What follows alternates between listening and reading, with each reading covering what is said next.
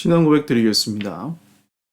전능하사 천지를 만드신 하나님 아버지를 내가 믿사오며 그 외아들 우리 주 예수 그리스도를 믿사오니 이는 성령으로 잉태하사 동정녀 마리아에게 나시고 본디오 빌라도에게 고난을 받으사 십자가에 못 박혀 죽으시고 장사한 지 사흘 만에 죽은 자 가운데서 다시 살아나시며 하늘에 오르사 전능하신 하나님 우편에 앉아 계시다가 너희로서 산자와 죽은 자를 심판하러 오시리라. 성령을 믿사오며 거룩한 공회와 성도가 서로 교통하는 것과 죄를 사하여 주시는 것과 몸이 다시 사는 것과 영원히 사는 것을 믿사옵나이다. 아멘. 찬송가 287장 찬송 드리겠습니다. 찬송가 287장입니다.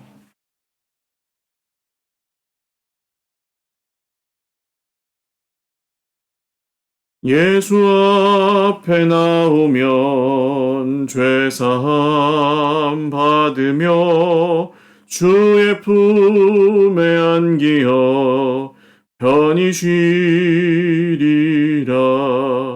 우리 주만 믿으면 모두 구원 얻으며 영생복락 면류관 확실히 받겠네.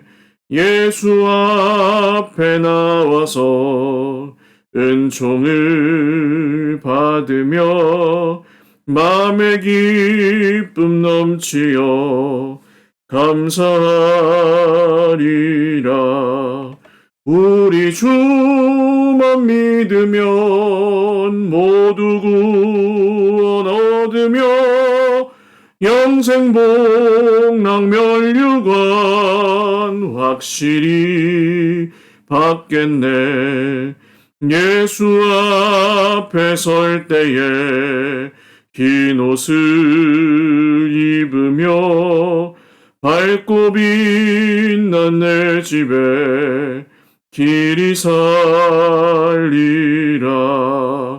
우리 주만 믿으면 모두 구원 얻으며 영생복락 면류관 확실히 받겠네.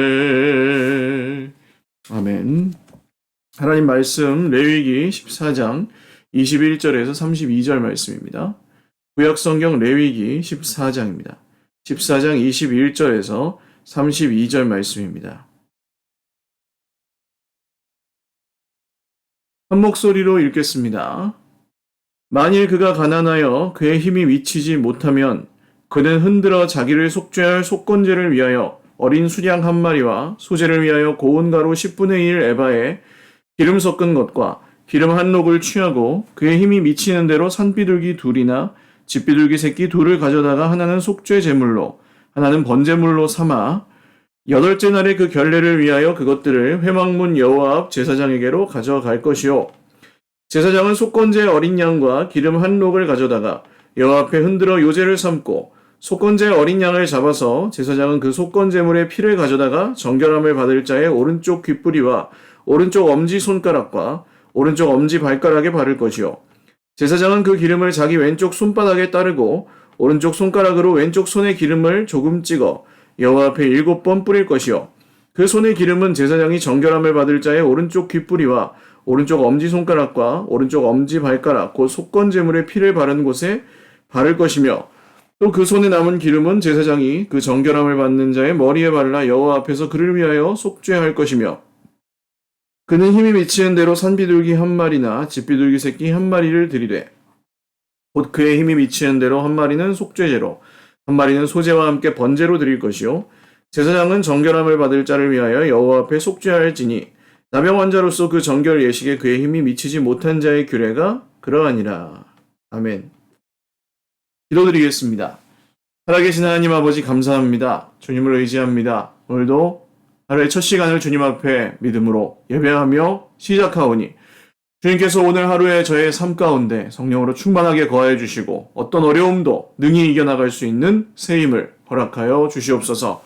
코로나로 어려움 가운데 있는 형제 자매들 기억하여 주시고 치료하여 주시옵소서. 공동체가 어려울 때 똘똘 뭉쳐서 이 어려움 잘 극복할 수 있도록 인도하여 주시고 하나님을 의지하며 끝날까지 승리하는 우리 모든 형제 자매들 다 되게 하여 주옵소서. 감사하옵고 예수님의 이름으로 축복하며 기도 올리옵나이다. 아멘. 할렐루야. 네, 오늘도 하나님의 은혜와 평강으로 풍성한 하루 누리시기를 바랍니다. 나병 환자였다가 돌아온 사람들 중에서 그 힘이 미치지 못하는 자, 여기서는 이제 뭐 힘이 미치지 못하는 자라는 표현은 굉장히 완곡한 번역이고, 가난한 자, 약한 자, 없는 자, 뭐 이런 뜻입니다.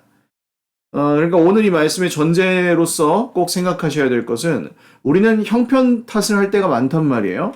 없어서 안 돼. 뭐, 미련해서 안 돼. 가난해서 안 돼.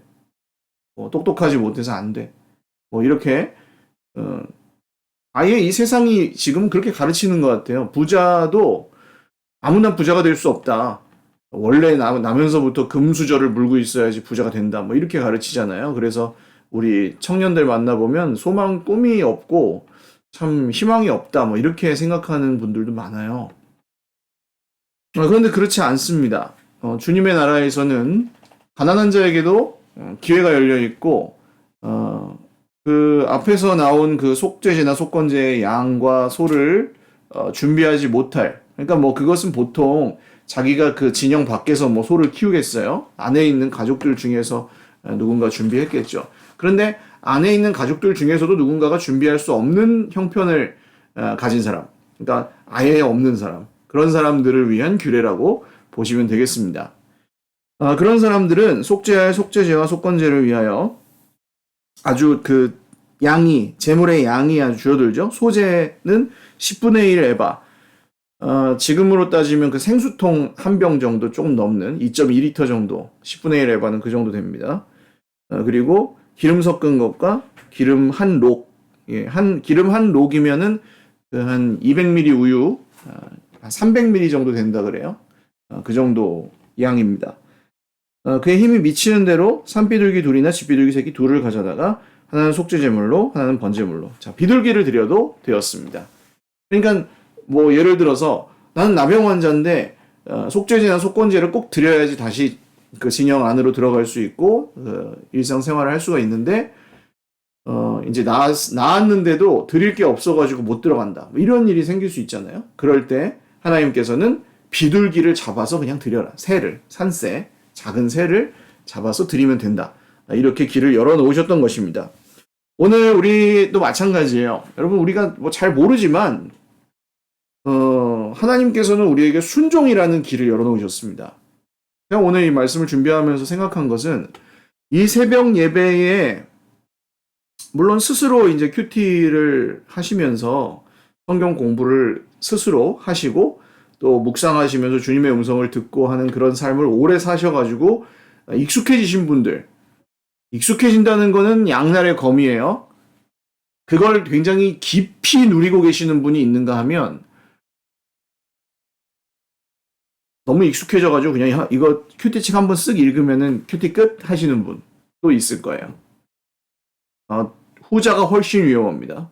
예, 안 하는 분보다 더 위험할 수도 있어요. 안 하는 분은 하게 되면 되는데, 너무 익숙해가지고 이게 그냥 아무 귀한 줄을 모르는 수준이면, 안 하는 게 나을 수도 있습니다. 차라리. 상태로만 본다면. 목사님, 그래도 안 하는 것보다 하는 게 낫지 않습니까? 그런 면도 있기는 한데, 이게 익숙해가지고 뭐 다 알아요. 이런 사람은 변하지 않잖아요. 주님의 음성이 들리지도 않고. 그래서 이제 뭐 그렇게 하시면 좋은데, 그렇게 하지 못하시는 분들도 있죠. 뭐 시간이 없어요. 혹은 뭐 이게 내가 이해가 잘 안 돼요. 글씨를 읽는 것 자체가 좀 어렵다. 글씨를 읽고 내용 파악하는 게 어렵다. 그런 분도 있으실 수 있고. 그게 잘못이 아닙니다. 그냥 사실적으로 얘기 드리는 거예요. 그런 분들이 있으실 수 있는데, 새벽 예배를 월요일부터 금요일까지, 뭐 토요일 주일은 그냥 각자 뭐 하시고, 주일은 또 주일 예배 드리시니까 금요일 저녁에 또 기도도 하시고 하니까, 월요일에서 금요일 정도까지만 이 새벽 기도의 예배의 방송을 보셔도, 그거는 우리 코로나로 인해서, 코로나 전보다 훨씬 좋죠. 집에서 새벽 기도 오는 게 좀 부담이 돼가지고 못 오셨던 분들은 그냥 우리 교회 새벽 예배를 이 영상으로 보실 수 있으니까 부담도 좀 적고 집에서도 이제 꾸준히 기도하실 수 있으니까 참 좋아요. 근데 이 보시는 분들은 가랑비에 옷 젖듯 1년이면은 며칠입니까? 한 300일 가까이는 말씀을 보시게 되는 거예요. 말씀을 들으시게 되는 거예요. 그것도 이제 해석되고 적용된 말씀으로 들으시는 거죠. 그렇게 계속, 뭐 1년이면 300일, 2년이면 600일, 10년이면 한 3000일 정도를 하시는 겁니다. 어떻겠어요? 이게 한 사람하고 안 한 사람하고 3000일 정도 지나고 나면 어떻게 되어 있을까요? 완전히 다릅니다. 정말 이거 저는 제가 보장합니다. 이 새벽 예배에 들어오셔서 10년을 보신 분과 그냥 뭐 주일 예배나 드리고 그나마도 뭐 와서 그냥 졸고 이렇게 사신 분과 다릅니다. 하나님 공평하시기 때문에 반드시 달라야 하고 반드시 다르게 될 것입니다. 그게 뭐냐 하면 우리가 혹시 조금 지혜가 부족하거나 이해력이 딸리거나 하더라도 순종하는 사람들에게 하나님은 길을 열어주신 거예요. 은혜의 길을. 뭐 이거 새벽 예배 안 드린 사람들 죄인이다 그런 뜻은 전혀 아닙니다. 왜냐면 제가 그렇게 은혜를 받았기 때문이에요. 저도 뭐 보시기에는 뭐 말도 잘하고 뭐 다 아는 것 같이 얘기하고 하니까 다 아는 것처럼 보이시겠지만 전혀 그렇지 않았고 지금도 그렇지 않습니다. 그런데 뭐가 있냐 하면 제가 주님을 만나고 나서 또 더 깊이 만나게 되면서 아 이게 주님과의 인격적인 교제가 굉장히 중요하구나 하면서 이 시간을 제가 누리게 되겠어요. 누리기 시작하게 됐어요. 그러니까 그 빼뜨릴 수 없이 그냥 쭉 계속 말씀을 묵상하고 또 뭐 글도 적어보기도 하고 설교문도 늘 적고 뭐 이렇게 하니까 그 시간이 지금 이제 우리 교회에서만 10년 정도 돼가잖아요. 10년 정도 하니까 이게 다른 거예요. 전혀 안 한 사람과 저를 비교하면은 다를 수밖에 없을 겁니다. 왜냐하면은 운동을 해도 그냥 내가 뭐 국가대표는 아닐지라도 운동을 해도 매일 한 사람하고 오늘 처음 한 사람하고 같으면 이상한 거예요. 근데 이게 하나님께서 주신 가난한 사람들에게 주신 축복의 통로가 된다는 것입니다. 성실하게 진정성을 다해서 순종한 사람들은 시간이 지나면 지날수록 아주 굉장한 진보를 이루게 된다는 것이죠. 그래서 이 새벽 예배에 함께 해주시는 우리 형제 자매들 새삼 감사드리고 하나님께서 주실 그 놀라운 은혜를 기대하십시오. 지금도 은혜를 많이 받고 계시겠지만 한 5년, 10년 후에 내 모습을 한번 기대하셔도 좋습니다. 저는 확언드립니다. 안 한 사람하고 비교해 보시면 완전히 달라져 있을 것입니다. 말씀 보는 눈도 달라져 있고 그것을 내 삶에 이렇게 적용하는 것도 달라져 있고 내가 살아가고 있는 모습 자체가 다르실 거예요. 이 얘기를 이제 뭐 좀 길게 드렸는데 주님께서 우리에게 주신 가난한 사람들에게 열어놓으신 은혜의 길이 있다. 이것을 꼭 기억하시면 좋겠습니다. 제가 이 말을 또 강조해서 드리는 게 뭐 가난한 사람들 기도 응답 안 하신다. 뭐 전부 돈으로 생각하니까 그렇죠. 돈이야 뭐 이 세상 1%도 아니에요. 0.1%가 다 가지고 있어요. 거의 대부분. 세상이 그 깨어졌다는 증거입니다. 양심도 없이 굶어 죽어가는 사람들이 있는데도 그냥 0.1%가 그 부를 독식하고 안 내놓잖아요. 다 같이 잘 살아보자 이렇게 안 해요. 계속 그걸 가지고 불려 나가고 그게 그냥 당연한 것처럼 여겨지고 그 밑에 또 이제 뭐 먹겠다고 사람들이 달라붙고 그런 거지. 그러니까 사실 기도한다고 부자 되는 경우는 그렇게 많지 않아요. 그냥 가난한 사람들이 더 많고 뭐 그냥 먹고 살 것이 있으면 감사한 거고. 그러나 하나님께서는 그런 가난한 사람들, 없는 사람들, 내가 내 스스로 앞가림을 못하는 사람들에게까지 구원의 길을 열어두셨고 또 예배할 수 있는 통로를 열어두셨습니다. 예수님의 이름으로. 할렐루야. 이게 오늘 우리에게 주시는 위로예요. 나는 이렇게 부족하지만 난 저 사람에 비해서 막 똑똑하지도 않고 난 저 사람에 비해서 뭐 돈을 많이 내는 것도 아니고 기도를 오래 하는 것도 아니고 뭐 지식이 많은 것도 아니고 성격이 괜찮은 것도 아니고 뭐 나는 없다 하다가 예수님 앞에 딱 나가면 어때요? 그 사람이나 나나 똑같이 예수님의 피값으로 구원받고 하나님께 예배할 수 있게 되는 거예요. 이 나병 환자도 마찬가지예요. 소를 드린 사람이나 양을 드린 사람이나 비둘기를 드린 사람이나 똑같이 구원을 받아요. 나병에서 나음을 입고 하나님의 그 은혜는 이렇게 공평한 것입니다. 그래서 이런 특별한 가난한 사람들에게는 은혜의 통로가 예비되어 있었고 그것이 우리에게도 마찬가지다라는 것 꼭 기억하시고요. 그러나 또 한 가지 기억하실 것은 역시 그냥 들어오지 않아요.